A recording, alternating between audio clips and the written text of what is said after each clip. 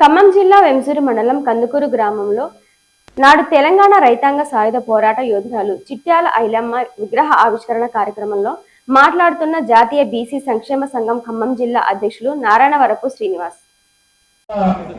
వారి కుటుంబ సభ్యులు మరి పెద్ద ఎత్తున చరిత్రలో నిలిచిపోయే విధంగా ఈనాడు వేంసూరు మండలమే కాకుండా చుట్టుపక్కల ప్రాంతాల నుంచి కూడా పెద్ద ఎత్తున జనాలను సమీకరించి ఇంత పెద్ద ఎత్తున ఏదైతే ఆనాడు తెలంగాణ రైతాంగ పోరాటంలో మరి ధైర్యానికి ఆత్మగౌరవానికి నిదర్శనమైనటువంటి మరి అదేవిధంగా ఆనాడు రజాకారులను వ్యతిరేకించి మరి ఏదైతే పీడిత ప్రజల పక్షాన్ని నిలబడినటువంటి ఒక గొప్ప మహనీయురాలు యొక్క విగ్రహాన్ని ఈనాడు కందుకూరు గ్రామంలో మనం ఏర్పాటు చేసుకుంటున్నామంటే నిజంగా వల్ల ఒక గొప్ప శుభరోజు అని చెప్పేసి ఒక గొప్ప రోజు అని కూడా మీ అందరికీ చెప్తా ఉన్నా. ఎందుకంటే ఇవాళ ఈ కందుకూరు గ్రామంలో ఒకటే కాదు, దీంతో రెండో విగ్రహం అవుతా ఉంది. అంటే ఇక్కడ రజకుల్లో పెద్ద ఎత్తున చైతన్యం రాబోతా ఉందనేది మనం ఈ కందుకూరు గ్రామం నుంచే చెప్పబోతా ఉన్నాం. ఎందుకంటే ఏదైతే 1895లో మరి ఎక్కడో వరంగల్ జిల్లా కృష్ణాపురం గ్రామంలో ఒక రజక కులంలో పుట్టినటువంటి చిట్యాల ఐలమ్మ, మరి ఆమెకు చదువు లేదు, మరి ఆమెకు ఏ ఉద్యోగం లేదు, పెద్దగా చదువుకోలేదు, ఆస్తులు లేవు, ఏ రాజకీయ పదవి లేదు. అయినప్పటికీ కూడా ఈ తెలుగు రెండు రాష్ట్రాల్లోనే కాకుండా మరి రానున్న రోజుల్లో మరి తమిళనాడులో కూడా మరి చాకల బిడ్డ ఐలమ్మ యొక్క విగ్రహాన్ని పెట్టడం కోసం మరి కార్యక్రమాన్ని రూపొందించారు. కొద్ది రోజుల్లోనే ఆ భూమి పూజ కార్యక్రమాన్ని కూడా మనం పోతా ఉన్నాం.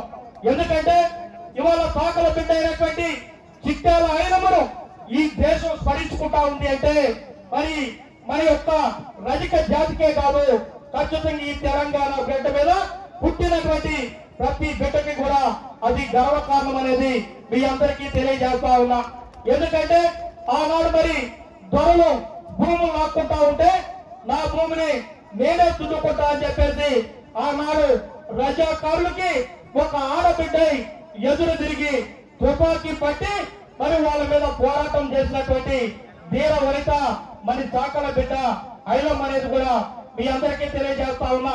ఆనాడు ఆమె చేసినటువంటి పోరాటం ఏదైతే ఉందో ఈ తెలంగాణ ప్రాంతంలో వేలాది మధ్యలో చైతన్యం రగిలించి ఆనాడు తెలంగాణ రైతాంగ సాయుధ పోరాటానికి నాంది పలికిందనేది కూడా మీకు తెలియజేస్తా ఉన్నా. అదేవిధంగా ఆనాడు తెలంగాణ రైతాంగ సాయుధ పోరాటంలో మొదటి దూతాన్ని పేర్చినటువంటి ఆడబిడ్డ కూడా మరి చాకల బిడ్డ చిట్యాల ఐలమ్మ అనేది కూడా మీ అందరికీ తెలియజేస్తా ఉన్నా. సోదరులారా, మరి చిట్యాల ఐలమ్మ ఇవాళ ఎందుకు ఈ చరిత్రలో నిలిచిపోయిందో కూడా మనం తెలుసుకోవాలి. చిట్యాల ఐలమ్మ అంటే మరి చాకల కులం కోసం కొట్లాడ, మరి చిట్యాల ఐలమ్మ ఎవరి కోసం కొట్లాడిందా అంటే మరి పీడిత ప్రజల కోసం. ఆనాడు మరి డబ్బులు లేకుండా ఏదైతే త్వరలో వ్యక్తి చాకరీ చేపిస్తా ఉన్నారో ఆ వ్యక్తి చాకరీకి వ్యతిరేకంగా ఆనాడు దండు కట్టి ఒక సమూహాన్ని తయారు చేసి 4000 గ్రామాల్ని సమీకరించి ఆనాడు రజాకారుల మీద దండయాత్ర చేసినటువంటి మరి చాకల బిడ్డ మరి చిట్యాల ఐలమ్మ అనేది కూడా మీ అందరికీ తెలియజేస్తా ఉన్నా. ఎందుకంటే ఇవాళ మా అనేక రాజకీయ నాయకులు మరి విగ్రహాలు చూస్తా ఉంటాం. ఒక్కో గ్రామంలో 5-10 సంఖ్యలో మరి విగ్రహాలు పెడతా ఉంటారు. ఈనాడు మరి బిడ్డల్లో కూడా అంటే తెలంగాణ బిడ్డల్లో కూడా మరి చైతన్యం వచ్చిందని చెబుతా ఉన్నా.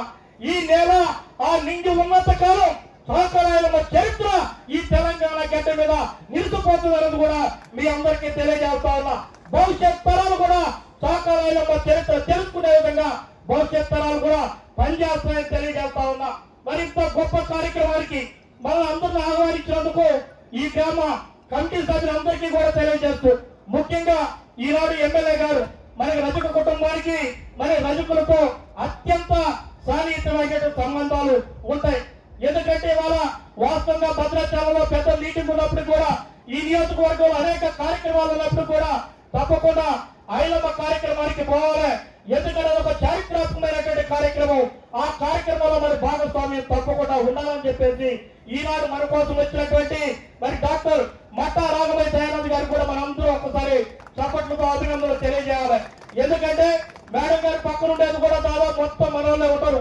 మనకి ఈ నియోజకవర్గంలో మన సమస్య ఏదొచ్చినప్పుడు కూడా ఒక్క చిటికేస్తే సమస్య పరిష్కారం చేసేటువంటి ఎమ్మెల్యే డాక్టర్ మట్టా రామయ్య గారు అనేది కూడా మీ అందరికీ సభాముఖంగా తెలియజేస్తూ ఇంకా అనేకమైనటువంటి అంశాలు ఉన్నప్పుడు కూడా మేడం గారు 2 నిమిషాలు సమ్మించారు. మేడం గారు కూడా అనేక కార్యక్రమాలకి పోయేస్తుంది కాబట్టి మీ అందరికీ కూడా హృదయపూర్వకంగా ధన్యవాదాలు తెలియజేస్తూ సెలవు తీసుకుంటా ఉన్నా. జై ఐలమ్మ, జై రాఘమయ్య గారు.